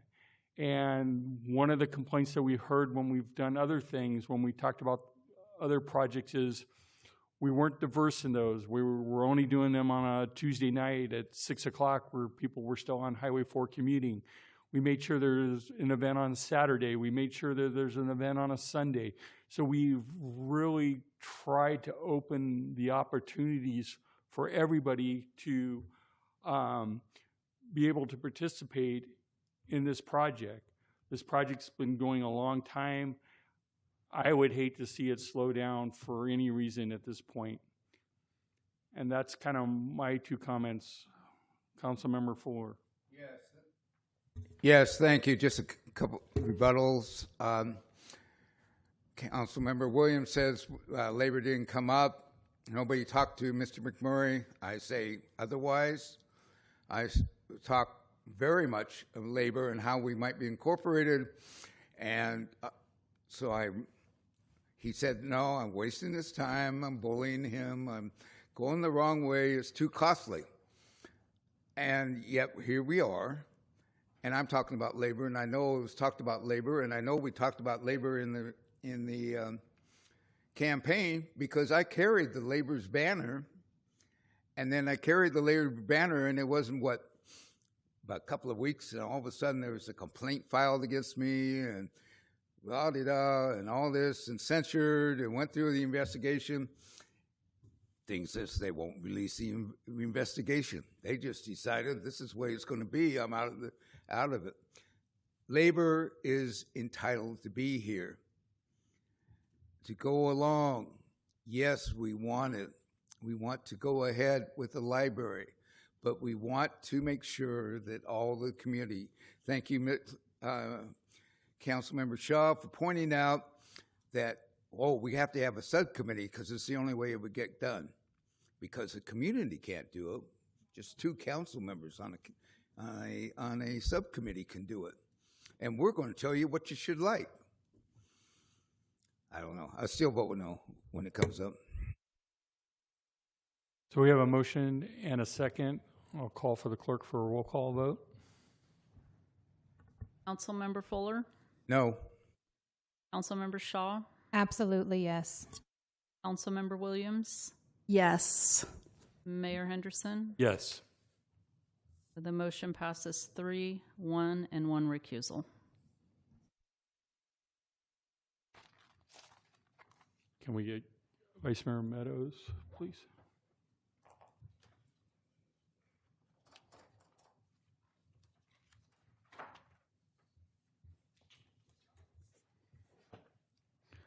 Item 7, reports. City Manager's report. Mr. McMurray. I gave part of my report during 6.2. Just wanted to notify the public and the council that the business license list for the month of January has been attached to the agenda. So thank you. 7.2, council members' reports and liaison regional committees and commissions. Councilmember Shaw. All right, since our last meeting on the 28th, I attended Tri-Delta Transit Board meeting. Councilmember Williams, I'm sure, has a great update for that. On the 29th, I hosted a town hall for Vintage residents regarding the Bridgehead Industrial Project, giving an opportunity to hear concerns and also just kind of trying to put out information regarding current usage and potential usage as it's been applied for. On the 3rd, I had a meeting with the NorCal Carpenters Union, or that's what their name was before that day. On the 3rd, there was an interagency meeting with both the high school and the elementary school district. This was the first of 3 to 4 that we hope to have a year. I think 3 is what we landed on. And some of the conversations in that were safety in the schools, transportation, and questions about the library, being that our library is now housed in the high school. And that is just one of the updates that they were looking for. And then on the 5th, I had the absolute honor of attending Kevin Rouhani's retirement lunch. Thank you. Councilmember Williams. Ooh, sorry, mine's longer.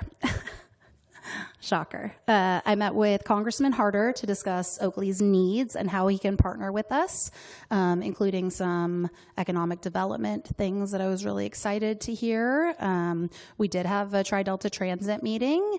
We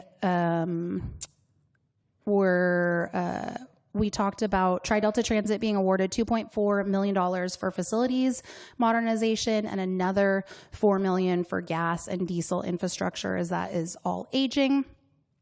We do have 3 new employees at Tri-Delta Transit with the SOAR program, which is a youth mentorship program through Antioch. It's basically an apprenticeship program that partners with city directors as well as partner agencies. Tri-Delta Transit has been the recipient of a couple, one of those employees who have gone on to take roles with us, so that's exciting. We did get introduced to our cover contest winner, Francesca Ahora, who we got to see here. We did get some results about the Mobility Hub study. There was a grant that we received from MTC to do an 18-month study. The vision was to offer sustainable transit options, connecting multi-modalities. There were lots of community engagement workshops to figure out where it would best be located with density of people and density of trips taken. The priority sites were identified as Pittsburgh Center BART, Los Medanos College, and the 18th Street corridor in Antioch. 2 sites made it to the design phase, and they wanted the amenities to be inviting, public seating, food trucks, EV charging, better landscaping. The cost for those hubs would range from $400,000 to $1 million, and there are still a lot of outstanding things to address if they are going to move forward. I also was at the community town hall with council member Shaw. It was a great turnout and engagement to discuss residents' concerns with the Bridgehead Industrial Project. And really, we just wanted residents to feel heard as, planning commission, city council meetings don't tend to be able to have a 2-way. So we just really wanted them to feel that their voices were heard and acknowledged. I was asked to join the Chamber of Commerce as a board member to help launch some exciting new ideas for Oakley residents, including some innovation projects and some business grants. So I'm very excited for all of that. I will echo the absolute pleasure that it was to attend Kevin Rouhani's retirement party. It was truly like one of the most amazing things I've ever seen. The recognition from the entire team was very heartfelt and touching, and it's just such a testament to what he has done here for the city of Oakley, and I'm very confident with our new leadership. It was just really special to hear everybody's words, and I know he was very touched by it, so I loved that. Also, as the chair of the Mayor's Conference, I obviously was there. Our main program was from Caitlin Sly, president of the Food Bank of Contra Costa and Solano counties. Last year, they diverted 12 million pounds of food, 79,000 households served across both counties. Their service is through partner agencies plus direct distributions. The county devoted $5 million towards food security, and the food bank wanted to let us know that they have seen a lot of new families, especially with the rise of healthcare costs. I have asked all of our speakers to give us a call to action. So her call to action was to spread the word about where to find food locations. It's on their website. You can find all the food locations around us, and to send any partner agencies who need grants to reach out to them, as they have a lot of grants available for especially community agencies. Also met with the NorCal Carpenters Union, which has now expanded to include Oregon and Washington, and had a great discussion about the opportunities with the Bridgehead Industrial Project, as well as opportunities for local labor and apprenticeship programs, which I think is a really important thing that we should be bringing here. And I also had a discussion with Mark Foley about the upcoming BART workshop and the impacts to East County if the proposed shutdowns happen. More to come, and we are talking about doing a town hall discussion to hear people's concerns, but my ask is that the board has a workshop on Thursday, and these proposed cuts disproportionately impact East County. The yellow line, which is the one that goes out of Antioch, is the most traveled, and it stayed steady through the pandemic. Anybody who's been here through any of the meetings, I kind of rail on Mark for this. Luckily, he's okay with me getting on his case about it, but our residents have been paying so much in bonds for decades for a station that doesn't come out here. Our residents pay the most because it's the furthest line, and for us to now have to we also have the longest commute in the entire United States. So all of those things are going to impact us if they shut down these BART stations. And, he wanted to remind me that it's phase 1 and phase 2, and maybe phase 1 will be enough. We will still be impacted, and what happens when it's not enough. So I challenged him to please rethink and be equitable about this, right? Like, sorry, Lafayette, you can go to the Orinda station or whatever, right? Like, we need to think a little bit more long-term. It's not fair that our folks all moved out here because this is where they could afford, and now they can't get to work. And it also makes me think of how much we have to advocate for real, actual living wage jobs here. So I'm off my soapbox, but if everybody can please write a public comment before their meeting on Thursday, I really just would like to make sure that we have some equity with transportation out here. I'm done. Vice Mayor Meadows. I promise mine will be much, much, much shorter. I attended a meeting with Congressman Harder and a staff member of his. I had a conversation with a member of leadership with the Steamfitters Union, and then I also attended Kevin Rouhani's retirement lunch, which was very, very well attended, and it did a lot of great things for the city. So that's all. And since our last meeting, I attended the inter-district meeting with the schools, Friday night bites, the mayor's conference, and yesterday we had the Delta 6, which includes both supervisors' offices, the mayor and city managers of Antioch, Brentwood, Oakley, and Pittsburgh. Items 7.2B, future agenda items. Seeing none, we'll go to item 8, work sessions. Item 8.1, work session discussing the feasibility of permitting unhosted stay short-term rentals in the Downtown Pacific Plan, update on SB 346, Short-Term Rental Facilities Act of 2025.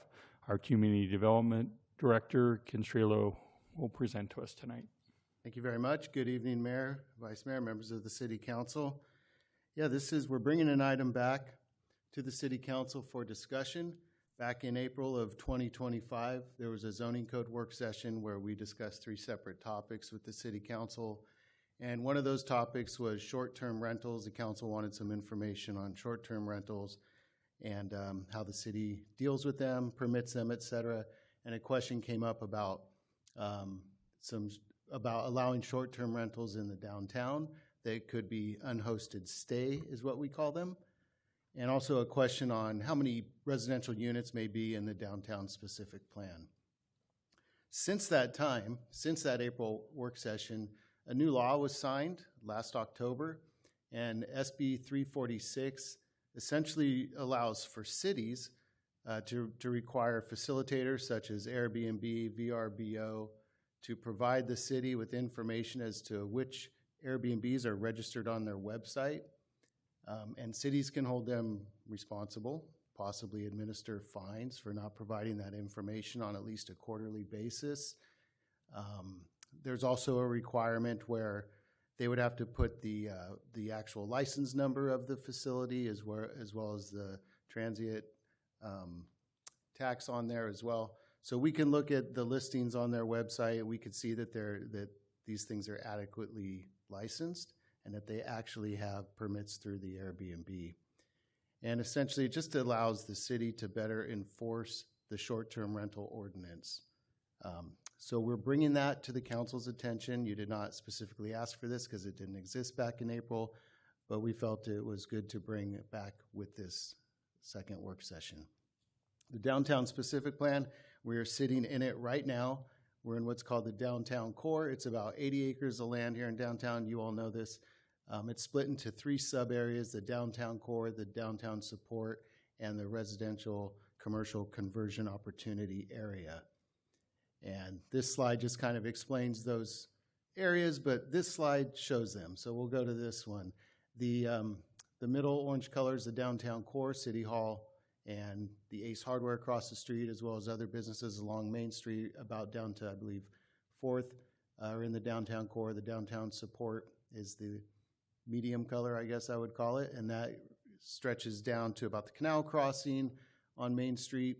And then it also includes the properties over here on the west side of Vintage Parkway and just south of Main Street.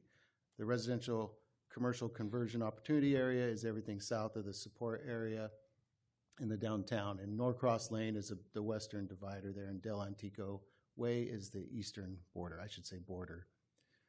I did a count. This isn't a perfect count, but I did a count of units in the downtown. There's approximately 200 residential units, to my best guess. About half of those are in the RCCO, we call it, the Residential Commercial Conversion Opportunity Area. And about 80, maybe a little more, are in the support area, with a handful, maybe 8 to 10 in what I would call the downtown core. So we wanted to bring that information back. So just approximately 200 units currently exist in the downtown specific plan. So the question on hosted and unhosted stays. Currently, the short-term rental ordinance only allows for what's called a hosted stay. A hosted stay is essentially a unit where the owner of the property, who lives at that property, must be present except for daytime or working hours. So in essence, a short-term rental would be renting out a room in the home or something of that nature. The code also has what's called an unhosted stay, which is a short-term rental where the owner remains off-site during the guest stay. So maybe they take off for vacation for the weekend, or they go somewhere else while they're renting out their entire home. Also, I just want to say that regardless of what type of short-term rental it is, although all of them in Oakley are hosted stays, or they should be, that the owner is required to be available to be contacted should a problem arise and be able to tend to that complaint. There's also what's called vacation rentals. That's another thing in our code. And that's defined as a short-term rental where the owner, the short-term rental is not the owner's primary residence. Our ordinance prohibits vacation rentals. Our ordinance also prohibits unhosted stays. So only hosted stays are allowed. So staff's bringing this item here tonight, and the purpose of this work session is really to ask the council and to receive some sort of direction, if there is any, and consensus. Does the council want to consider having unhosted stays in the downtown or any sub-area of the downtown? And if so, we'd be happy to develop an ordinance, take it to the Planning Commission for recommendation and back to the council. And also, if that were to be the case, would the council want to entertain having vacation rentals in the downtown, which would mean they could be absentee owners that rent out their entire home? And then the other part of this is whether to update the short-term rental ordinance with the required language from SB 346 to allow the city and the city's code enforcement division to go ahead and enable the requirements on the facilitators to help us better enforce STRs. We've broken this up for the city council and for the public to review the changes in the ordinance. We've done it in 2 text colors in the attachment, and that is attachment 2 to the ordinance. There are red and blue texts, and the red text are sort of the main options that we're asking the council tonight. Do you want to allow unhosted stays in the downtown or any portion of the downtown? And also, do you want us to add SB 346 to the ordinance? And this is the code that we would adopt. We need to put this in our ordinance in order to implement SB 346 in that manner. So we would add that to the ordinance if that were the direction. And then the blue text additions are what I'm calling additional options, and that would be if vacation rentals wanted to be entertained. We would, of course, modify the language as necessary depending on what direction we get, and that would be for both the unhosted stay and, if entertained, the vacation stay. And with that, that concludes my report. I'm happy to take any questions, listen to discussion, and receive direction. Thank you. Questions for staff? Councilmember Fuller. Yes, when this initially came up and we talked about it before, I asked for a report of what Chief Beard thought about this operation, especially if it leads into motels or other items along Main Street, and I don't hear that. The second question is, what's broke? What do we gain by changing all this? Who's unhappy with what we have? That second question would be for your fellow council members. We're bringing back this at the request of the council. And for the first question, I do not have any report from the police chief on hotels on Main Street. I apologize. Any other questions for staff? Councilmember Williams. I mean, I think you guys have done a good job, right? Like, we've found some short-term rentals on stuff like VRBO and stuff like that, right? So I think there is some work that our code enforcement has to do, but realistically, I know you said the numbers, and actually, let me just go back, because most of those ones I think have been outside of the downtown specific plan. I feel like a lot of them are, more like the family homes that I've seen. So I think my question is, these hosted stays tend to be bought by unhosted stays, tend to be bought by investors who don't live in the city and who don't have any skin in the game in the city and could be taking a potential like rental or purchase off the market. So I'm a little bit uncomfortable with that, but I know I seconded the motion because I do think it's an important discussion to have. And so I think, do we have any idea of how many residents we think this would actually impact, right? Like, if we look at how many homes would qualify, but how many would actually convert sort of to that. It's probably a math problem we haven't done. I'm just wondering if we have any other cities to compare that to, or, you know, an idea of what that would be. I don't think everybody's going to turn around tomorrow and sell their home to an investor or whatever. But, and then I guess my second question is, is there enough of a draw here to need these? I mean, sorry, I love Oakley and all that stuff, but are we really having a lot of people who are coming in for a vacation rental sort of situation? So I think it goes back to just like the economic development of it. Would we be doing something that's not going to bring any revenue to the city? Or do we think there is, I know this is just a work session. You guys don't have an opinion on it. You're just getting direction. But do we think that there's some economic development that could happen because of this? Yeah, please allow, I wanted to clarify one thing, and I want to make sure I understand. The hosted stay and unhosted stay, those are both owners that live in, that's their primary residence. The main difference being with an unhosted stay, you can kind of think of how it could work, but an unhosted stay, they do not need to be present at all while being rented out. So the main difference of that would be an unhosted stay could technically be an entire home. It would be a little weird to rent out your entire home while you had to also sleep there.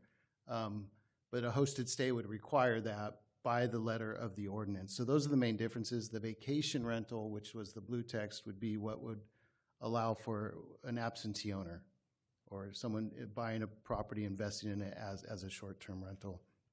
As far as how many homes could be affected for vacation rentals, I don't know that number, but I do know that I believe we have approximately 17 residential rental inspection properties that are registered. So that could give you a good kind of, a round number there as to how many potential homes there could be. Of course, those are only for people that rent out more than one. So yeah, those would be my responses to that. As far as economic development and that sort of thing, I really don't know about that. I mean, the permits are $109 each. They're valid for 1 year. They're supposed to be renewed. They also require a business license, which would be approximately that much. So, we're talking $200 per short-term rental per year. And that's typically making up for staff costs to process it. Any further questions for staff? Is there anybody in the public who would like to make any comments on this? I have no public comment cards. If not, I'll bring it back to the council for discussion. Vice Mayor Meadows. So I had asked for this back at some point. I understand the limitations on the short-term rentals outside of the downtown area. My thinking on the downtown area is that we are trying to bring people here. We bring in the fishing tournaments. We're looking to try and bring more fishing tournaments in. It gives this would allow potential attendees to have a place to stay, a house. I mean, I've, along with a lot of you, I'm sure, have stayed in Airbnbs in other locations. I'm not too big on hosted, unless maybe it was Nick Saban there with me. You don't understand, watch the commercial. I think it's VRBO. I think it'd be a benefit in our downtown. It would bring additional people down here that we're trying to do. They'd be down here spending their money. It would the properties that went short-term rental would probably be fixed up. I would favor vacation rentals down here. I would. I like the fact that we get the TOT off it. Councilmember Williams had mentioned why would they come to Oakley, and I mean I see it as people visiting family. I see it as people coming in with the fishing tournaments and potentially some of the other sports tournaments that are held on a limited basis in East County. You asked also, how many, and I mean, I didn't know the number of hosted throughout the city, but I wrote down, less than 30, and I would be shocked if it got anywhere near that number, at least now. I mean, saying that, and talking about, hotels in the downtown and all that. I mean, I do envision hotels in the downtown someday. I mean, we will all be much older, but I could see that in our downtown at some point. So I'm in favor of this, and I'm also in favor of implementing the language of SB 346.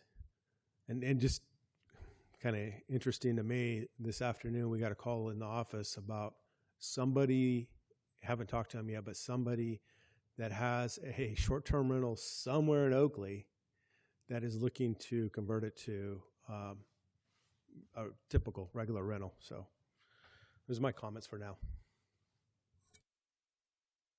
Councilmember Fuller. I'm looking at it as it's not broke, so we're going to try to fix it. I'm not hearing. It's been brought up that this has been on the agenda and people could come in, and I'm seeing the audience leaving these council chambers, really. So I'm not seeing a lot of, if they're rating that on community support, I'm not seeing that. The bottom line is, Councilmember Meadows is right, but there are many families that come in here and from other distances, so I empathize with that. But in the same aspect, the Orinda disaster a few years ago with law enforcement that went on, and there's others. It just seems that and I think we need to look at that, and I will look at that, but I'm hearing over and over again that those communities that have a more flexible short-term rentals policy than we do eventually turn back and want to restrict it more.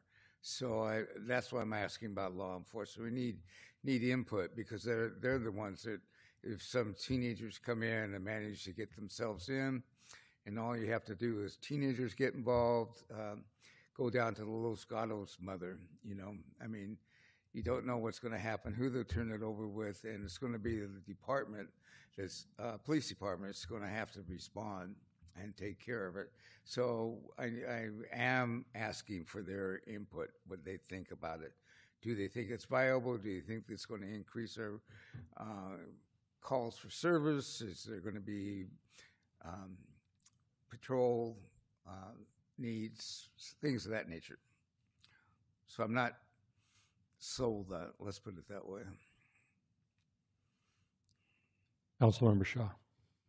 Interesting that you brought up the fishing tournaments, because I didn't think about that one, but I was almost trying to be strong-armed into a campground because we need places for people during the fishing tournaments.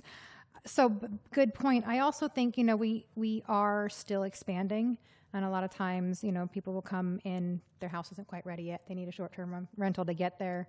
Some of the other things that I was thinking about, plus all the construction and everything that we've got going on, we don't have a lot of places to stay, not even just Oakley, but regionally. So I just do really, it's adding the fishing tournaments is kind of, it's getting there. I am curious about the law enforcement aspect of their views of it as well. I'm not all about the hosted stay. That's just too weird for me. But it's hard to say unhosted and then not vacation, but I would want some very strong, strict language in, an emergency contact, if, that's local. Like, you said they have to respond within so many 60 minutes and be available 24 hours a day. I think that there needs to be that. But I also do think it's important to add the language SB 346, I think that's going to help us because we can require them to report to us and we're not fishing around to try to find them. So I definitely 100% support that no matter what direction we go. But I think that if we're going to look at the vacation rental side, I think we need some very strict guidance on a point of contact. And that's my comments. And then kind of my comments on it. No matter what we do on this, I think we need 346 in our current ordinance. I think this is definitely worth exploring. I think with all the different things that could be going on in the community, the fishing tournaments have been brought up over and over because we end up with about 200 participants and they're looking for places to stay and places to charge the batteries on their boats while they're in between days on the tournament or nights as they're getting ready for the next day.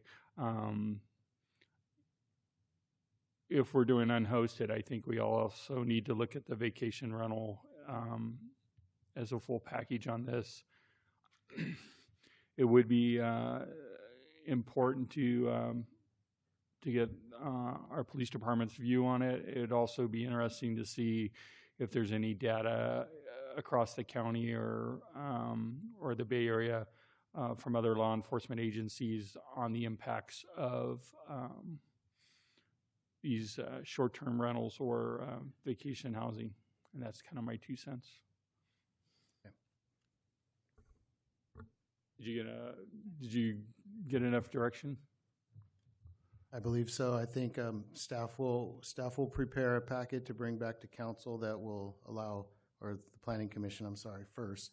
Okay, and I jumped ahead because I wasn't looking over here to my right. Councilmember Williams, my apology. That's okay. So, I mean, it does sound like you have direction to sort of move forward on some ideas. I would love if we could incorporate some data points from the county, but also in like very communities that are very similar to Oakley outside of the county in, you know, the attractions that we have, right? Good point with the fishing tournament. I'll give you that. But, you know, I know a lot of places have banned them or they've required additional fees if they are going to happen. So I think if we can look at communities to see what they've done in order to, one, like offset costs, right? Like just breaking even isn't, I think, what we would want. We obviously want this to be a driver and not have it be super expensive for people, right? If they're going to actually be able to rent it. But I think if we can just get some data points for kind of the boundaries that other cities have put around it, especially cities that are like demographically made up more like Oakley, that would be my request. Yeah, and I do want to backtrack a little bit. I just blanked on this, and Vice Mayor Meadows brought it up that we would collect a 10% TOT on each short-term rental. I apologize for not mentioning that earlier. Thank you. You have enough direction from us tonight? Yes, thank you. Thank you. We'll move to item 0.9, closed session. Closed session has been requested by our city attorney to be canceled tonight. So with that, I'll call for adjournment. Our next meeting will be February 24th. Thank you. Have a good night.